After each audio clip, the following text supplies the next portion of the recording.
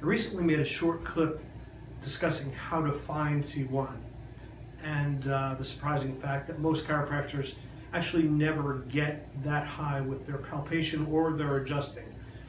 It's a little bit of scandalous because we talk so much about C1, but the research is pretty plain, and it was interesting to me that in an interview with Tom Gilardi that Liam Schubel did with Tom Gilardi, Tom discussed the fact that Lyle Sherman himself said that when we're addressing C1, we need to move our hands higher. My concern right now is actually not in finding C1, but in the caution of how we address C1. And let me just share a quick anecdote. Very oftentimes, really most of the time in the seminars, while we're examining C1 and showing chiropractors and students how to find the atlas, oftentimes I'll get to a station where someone's the examinee playing the patient, one of the chiropractors or students becomes the examinee, and I'm going around the room checking everyone and confirming findings.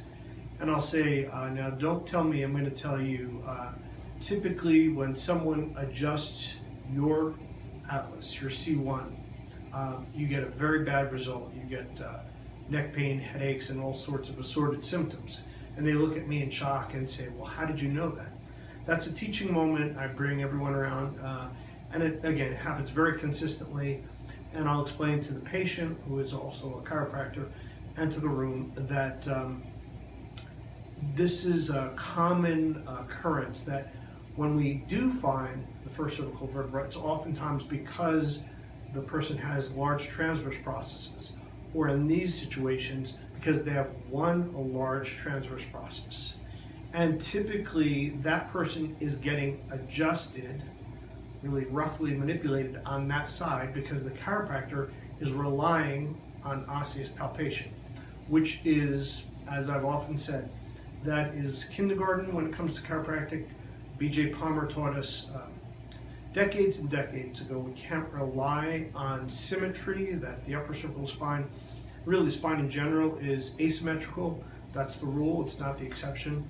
And while the osseous palpation, bony palpation tells us that person's got a large transverse process on one side, oftentimes I can tell the listing through the muscles is on the opposite side.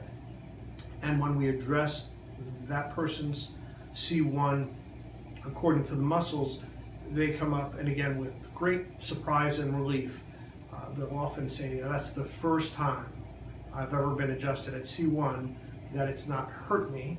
And as a matter of fact, I've got, right now, I've got tremendous relief. It's very dramatic.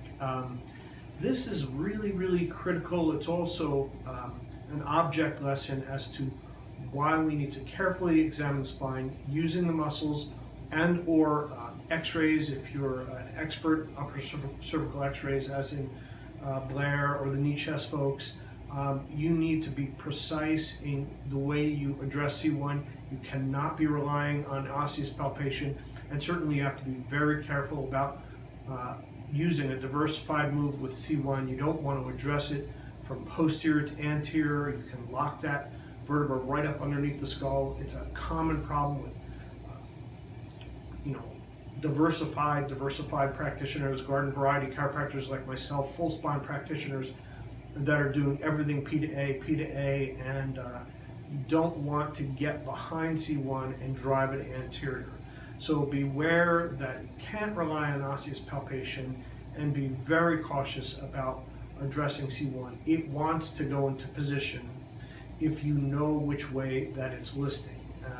That simply means that if you're examining the spine properly and addressing C1 from the right side, the proper side, it doesn't take a lot of flair, it doesn't take a lot of thrust or power to move it.